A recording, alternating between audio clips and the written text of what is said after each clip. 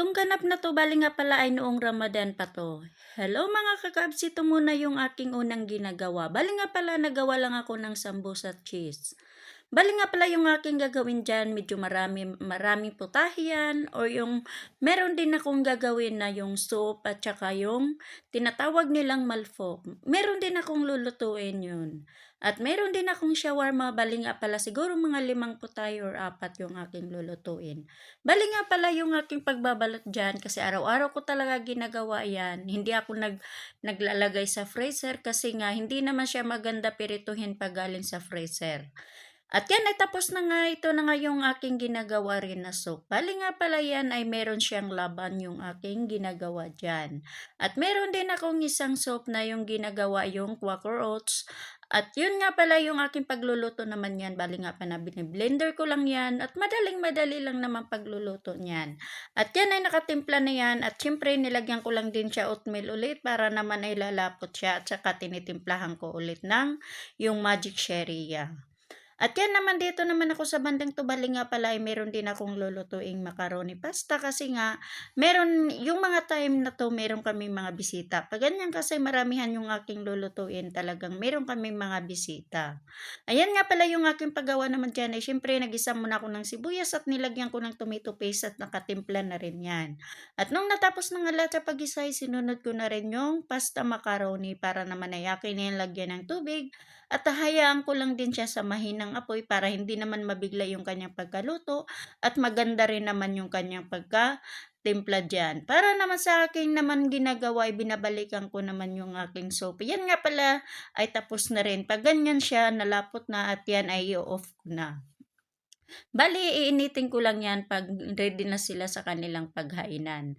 At dito naman sinimulan ko na nga pala pagperito ng sambusa para naman ay kahit paano tuloy-tuloy na rin ako sa aking pagluluto at i-arrange ko pa yan sa kanya-kanyang mga lagayan kasi ganun talaga kailangan natin maging organized yung ating ginagawa para naman kahit papaano hindi naman maging magulo.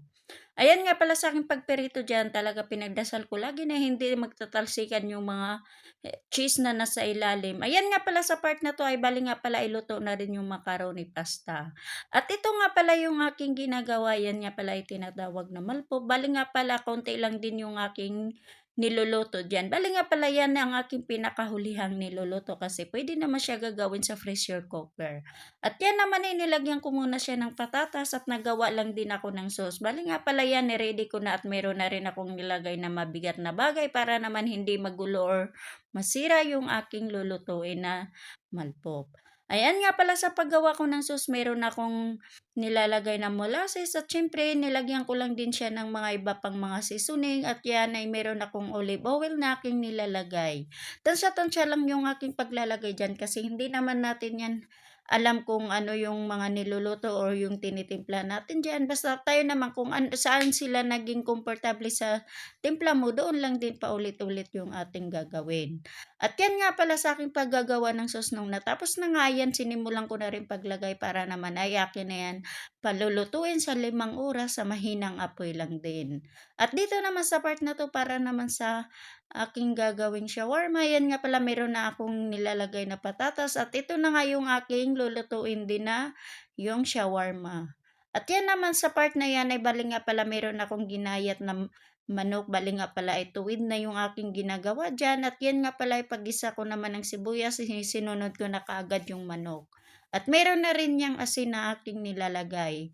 Ayan nga pala yung kanyang mga seasoning na aking ginagamit. Bale nga pala walang kakaiba sa mga ginagamit ko diyan sa pagluluto ko ng chicken kabsa or mga ano. Kasi yan talaga yung aking ginagamit kasi nga maganda talaga siya. Ayan naman yung aking ginagawa na shawarma. Bale nga pala nilabas ko na rin yung kanyang gagamitin na pambalot para naman ay magkaroon na rin siya ng hindi gaano malamig kasi nga galing sa ref. At fast forward tapos na nga ako sa pagluluto ng shawarma chicken at ito naman yung aking gagawin. Meron nga pala akong sauce at saka syempre yung aking gagamitin na pambalot. Madalian lang naman yan, bale nga pala yung aking ginagamit diyan, 5 bilog lang yan kasi hati-hatiin lang yan sa maliliit.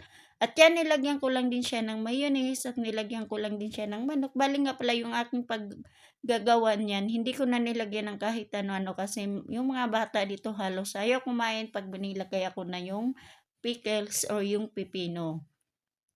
Ganyan lang kasimple yung kanilang shawarma dito, buti na lang dito hinahayaan lang talaga ako kung ano yung aking lulutuin. Ayan nga pala sa'king paggagawa diyan, bale nga pala, merong nakabukod kasi nga pupunta din yung pagkaalala ko niyan pupunta yung pamangkin ng amo ko. At fast forward na nga binalikan ko muna yung aking niluluto na malpot, bale nga pala ay malapit na rin yun matapos at ito naman sa'king pagprito ay sinisimulan ko na. Yan nga pala yung aking ginagawang pambalot din na laham. Ayan nga pala yung aking ginagawa na para naman sa sambusa laham. At yan nga pala tapos na nga ako sa pagpipirito. Ito naman yung aking ginagawa na bali nga pala ito ay patire na. Ginagamatan ko lang siya ng laham na karne or yung pangpalaman ko dyan. At fast forward, luto na nga lahat at yan ay nakaready na nga yan.